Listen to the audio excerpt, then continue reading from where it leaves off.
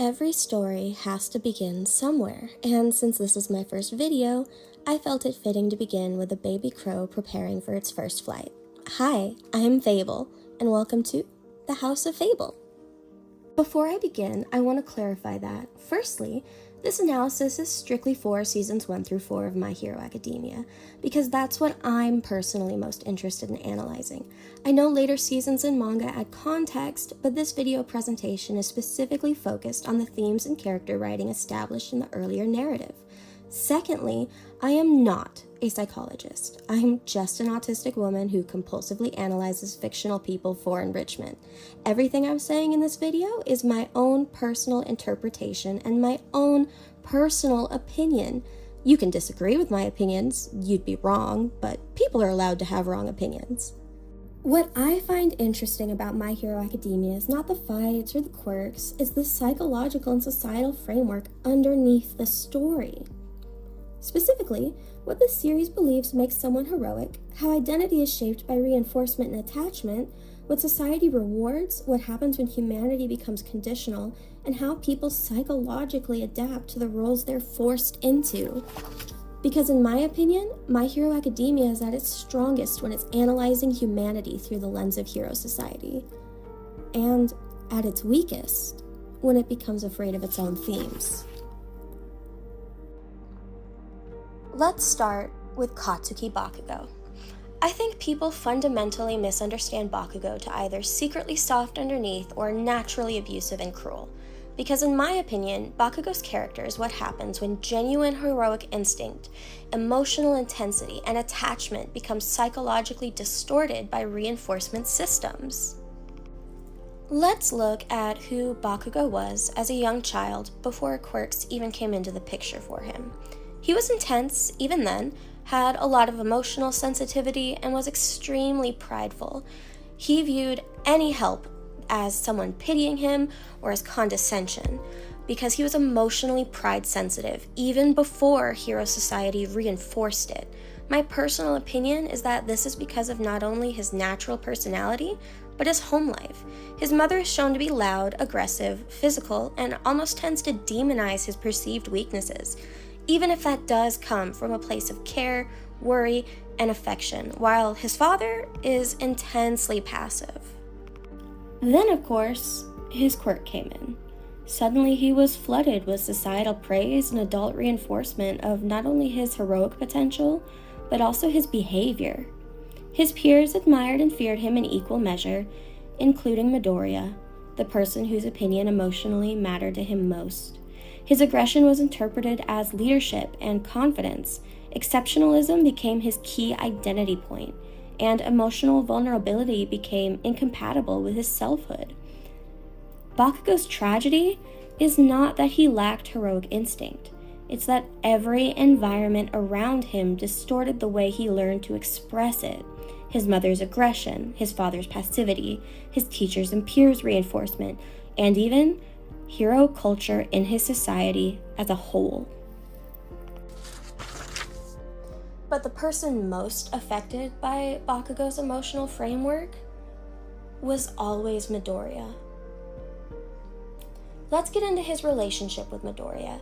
I believe Bakugo is simultaneously attached to, threatened by, protective toward, resentful of, and emotionally dependent on Midoriya, and completely incapable of communicating or even fully understanding any of this in a healthy manner. Now, quickly, I would like to emphasize that I am not defending or justifying any of Bakugo's actions or behavior. I think it was all completely inappropriate, and I do not endorse treating others in this manner, regardless of reason. I'm just analyzing patterns. Okay, let's get a little deeper into this. My opinion is that, in the beginning, Bakugo genuinely thought he was helping Midoriya. Not correctly, and not in a healthy way, but genuine.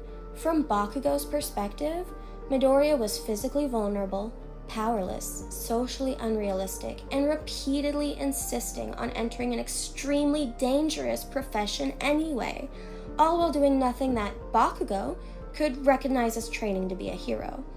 A point could be made here on Midoriya's notebooks, but, well, we'll get into that. And, well, because aggression and intensity were the only emotional languages Bakugo had ever been taught, his concern emerged as control, belittling, and escalation. I believe Midoriya in particular destabilizes Bakugo because of the honestly fascinating superiority-inferiority duality of his character. Bakugo's worldview says that worth comes from physical strength, capability, and exceptionalism. But Midoriya consistently behaves as though humanity itself has value independently of those traits. That absolutely terrifies Bakugo, because Midoriya remains kind, remains heroic, keeps reaching out, continues to endure, and refuses to emotionally disengage, which forces Bakugo into a constant psychological contradiction. When Midoriya finally did begin to emotionally distance himself, rightfully so, Bakugo did not interpret this as the natural consequences of his behavior. Because of those traits of Midoriya, as I mentioned earlier, he interpreted this as abandonment. Once again, I would like to point out that I am not excusing or justifying Bakugo's behavior, just explaining it. For my final point, I believe Bakugo does want to save people. I think that's what drew him to All Might specifically in the first place. However, heroism, dominance, exceptionalism, and worth have all been psychologically fused together inside him. And so his journey becomes learning how to separate genuine heroism from performative superiority. In conclusion, Bakugo is emotionally a chihuahua, not because he's small and loud, but because he's hyper-vigilant, reactive, attachment-sensitive, emotionally intense, and constantly trying to defend his fragile sense of selfhood through aggression. Moving on to Dabi. Usually, people tend to reduce Dabi into either crazy villain or abuse victim seeking revenge.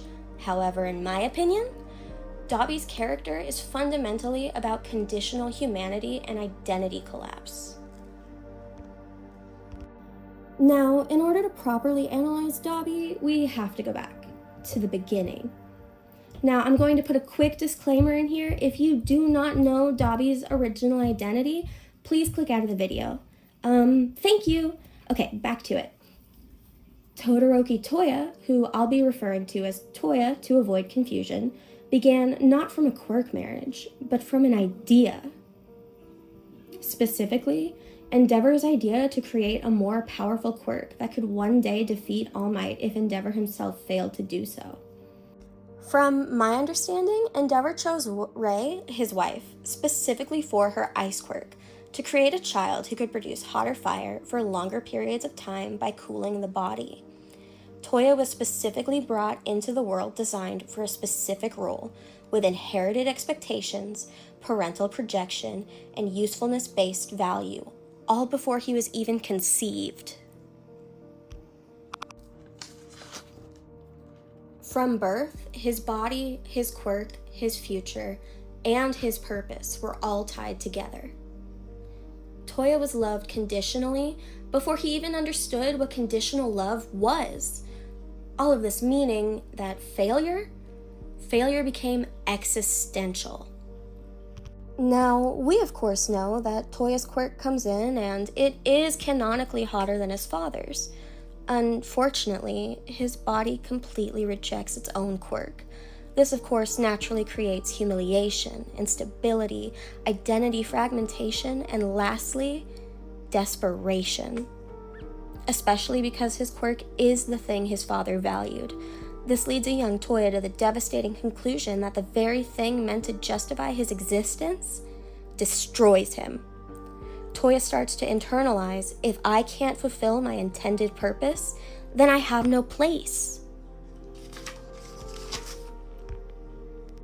Everything starts to really deteriorate here. Toya's identity is heavily focused on his father's idea of who he should be. His father, after realizing the limitations of Toya's quirk, of course, stops training him. The lack of attention and the complete lack of any form of visible or understandable, to a child, affection causes Toya's inner belief in himself, his worth, his purpose, and even his future to collapse. Especially because a child psychologically fused to parental approval often interprets, "I'm trying to protect you," as "you are no longer worth investing in." And then he is, in his mind, and kind of in reality too, replaced with Shoto, his father's perfect creation, the one with the perfect quirk, who is now receiving all of Endeavor's focus and training, who stole Toya's life.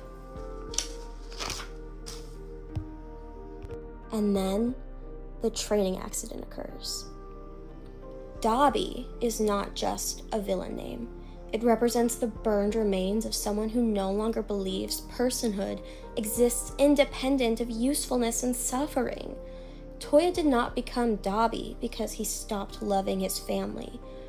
Toya became Dabi because the framework through which he understood love, worth, and identity collapsed completely. My take is that Dabi does not destroy for chaos or destruction's sake. Dabi's destruction is targeted, emotional, and retaliatory. Dabi wants exposure and emotional recognition, revenge and acknowledgement, even or especially through force. The core of what each of his violent acts revolves around: attachment. Emotionally, Dabi feels solitary, wounded, defensive, territorial. He is relentless when cornered and fundamentally shaped by survival aggression. Essentially, he is the human equivalent to an American badger. Specifically one that learned pain and isolation so early that aggression became fundamentally indistinguishable from selfhood.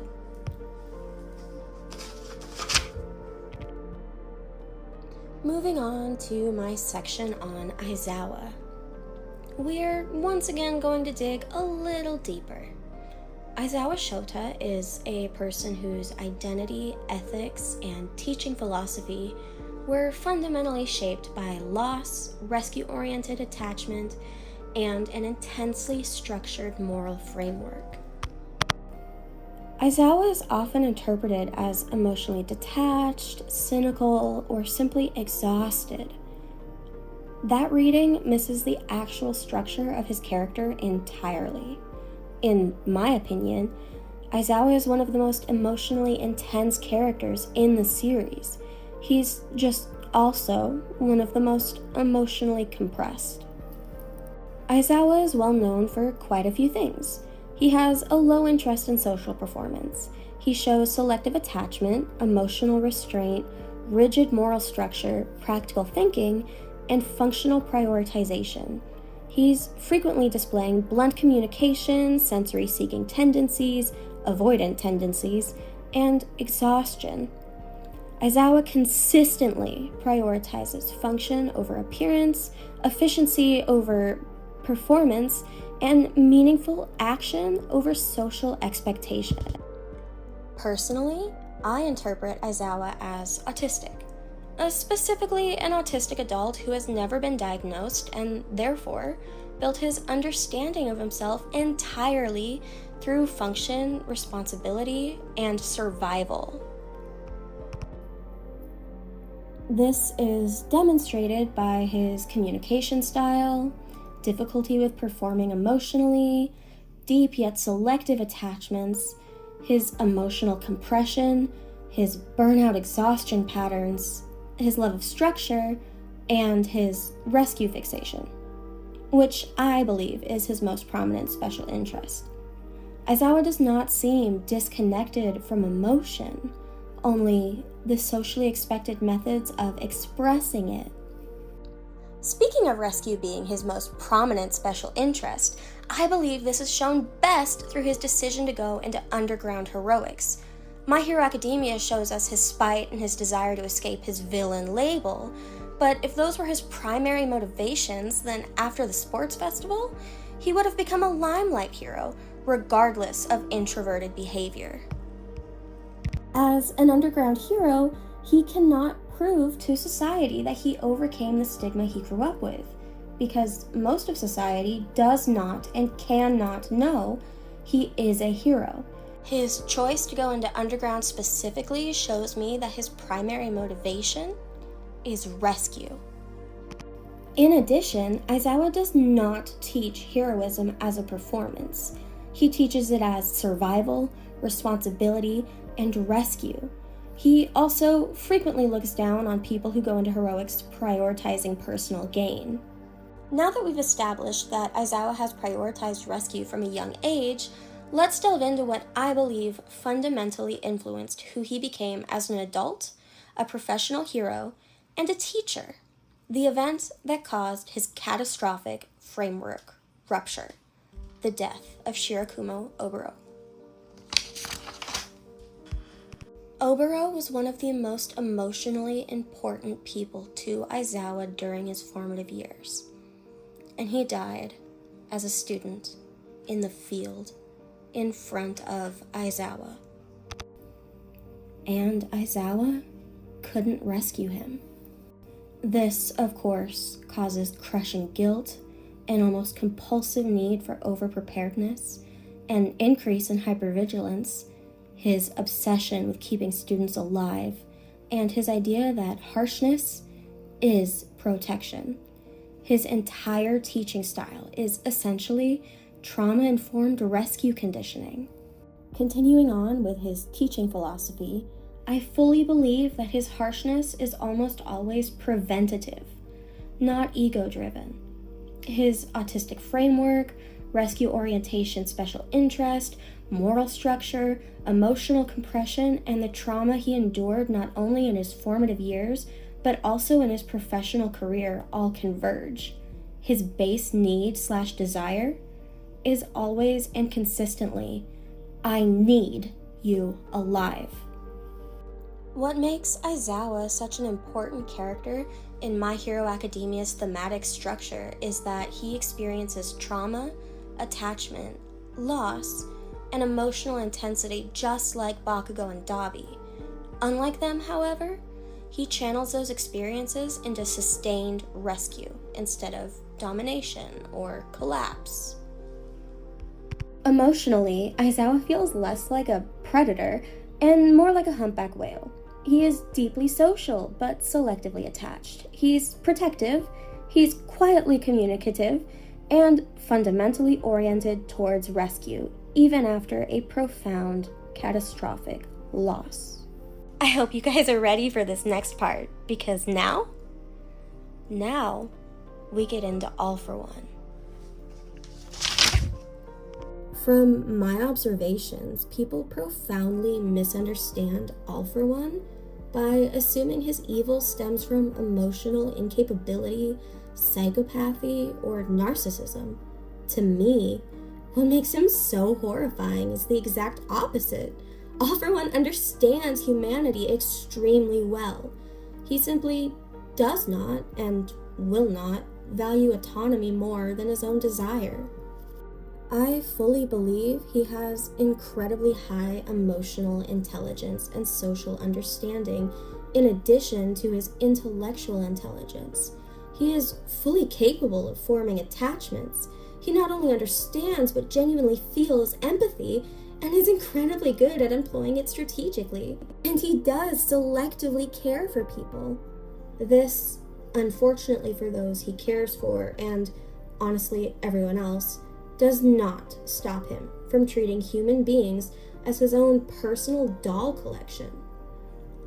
Does not stop him from treating human beings as his own personal doll collection. I believe he had genuine attachments to his brother, Tenko, and to a lesser extent, the doctor. He is fond of them, protective of them, and even amused by them. The scary part, this doesn't stop him. He can love. He understands suffering. He recognizes humanity. I mean, he wouldn't be such an effective manipulator and puppeteer if he didn't. And he still chooses domination. All for One treats attachment as possession, utility, emotional dependency, and an extension of self, not mutual humanity. He understands connection perfectly well, he just will never practice ethical reciprocity. All for One has a deep understanding of humanity, and he understands people perfectly well. He just will not value their autonomy. All for One is canonically from the Dawn of Quirks. He is also canonically a manipulative mastermind. When I take these two things into consideration, I reach one conclusion. All for One manipulated Hero Society from behind the scenes into being what it is in this show. I believe he did this for three primary reasons. Firstly, a society where the stronger the quirk, the more social power and status you have, will ultimately lead to a society where people consciously or unconsciously try to come together in a way that will strengthen quirks in the next generation. Secondly, a society that deeply fears and stigmatizes villainous quirks will naturally push a good portion of people who have them towards villainy, not only because of bigotry, but also a lack of opportunity or options. And lastly, because he could. Hero Society became a villain production system, a quirk cultivation system, and an emotionally destabilizing engine. I don't think he's just reacting to Hero Society. I think he architected it. Not only do I believe he has empathy, I believe that manipulation at his level requires it. He has repeatedly shown not only his capability and competence at predictive emotional modeling, but also at understanding attachment, fear, longing, and identity looms. These abilities of his are what make him effective. At the end of the day, I think All for One's key defining trait is actually very simple. All for One will always choose All for One. Midoriya, however, will always choose humanity. Now, this part is going to throw some of you, but hear me out. All for One's closest animal counterpart is the bottlenose dolphin. Let me explain. Bottlenose dolphins are well known to be highly intelligent, socially sophisticated, capable of attachment, cooperative on their own terms, and emotionally aware. All of these traits they share with All for One. However, few people know that they are also controlling, cruel, opportunistic, manipulative, violent, and capable of harm for reasons other than survival. Also traits All for One shares. Now, let's pivot. I think people often misunderstand Midoriya because the story itself repeatedly backs away from the implications of who he could have been. He is not unintelligent, passive, or emotionally simple. As a matter of fact, I would argue that he is one of the most psychologically dangerous people in the entire series. Midoriya's skills from the very beginning are his emotional pattern recognition capabilities, his obsessive observation, his social understanding, behavioral analysis, his adaptive learning style, strategic intelligence, and quirk fixation. His greatest strength was never one for all. It was his ability to understand, catalog, and adapt to people. Let's get into his emotional permeability. Midoriya fundamentally absorbs others emotionally. He internalizes suffering, he mirrors people, and he instinctively moves towards humanity. This is why he connects to heroes, classmates, civilians, villains, and even abusers. His defining trait is not kindness. It's radical recognition of humanity. Midoriya's influence does not come from intimidation, status, or force. It comes from sincerity, emotional understanding, and his ability to instinctively adapt himself to others. This gives him immense leadership potential, but also immense manipulative potential. I believe this is best shown during the Overhaul arc. A Midoriya who chose domination over humanity, he would be terrifying. Now, as much as I love My Hero Academia, I do have multiple frustrations with it, and I think Midoriya as a character exhibits my biggest one. The series repeatedly introduces psychologically fascinating implications. However, they also repeatedly retreat into safer protagonist writing. They do this with multiple characters and themes, but we are talking about Midoriya at the moment, especially after early arcs. This is a dramatic loss of thematic potential. I'm not saying Midoriya should have been evil or morally bad, however, I am saying that his complexity is frequently softened. You might remember me saying All For One will always choose All For One, and my counterpoint that Midoriya always chooses humanity. That point is exactly why I don't think All Might is All For One's true antithesis. Because a true antithesis is not simply someone morally opposed to you, it's someone who could have become you. Midoriya is. Because Midoriya possesses many of the traits that make All For One terrifying. Emotional intelligence, adaptability, observational obsession, strategic thinking, and the ability to deeply understand people. The difference is ethical orientation. All For One understands humanity and chooses himself anyway. Midoriya, in contrast, understands humanity and continuously chooses others. You probably all know the drill, so I'll just get straight into it. To me, the animal comparison that best fits Midoriya is a Great Dane. They are protective, deeply attached, gentle by default, and unintentionally intimidating when pushed, but still capable of immense force. Also, they look softer and less dangerous than they actually are. This fits Midoriya perfectly. At the end of all this, I don't think My Hero Academia is fundamentally a story about heroes or villains. I think it's a story about humanity and the ways people are shaped by recognition, suffering, attachment, power, their surrounding environment, and society as a whole. So what actually creates a hero or a villain?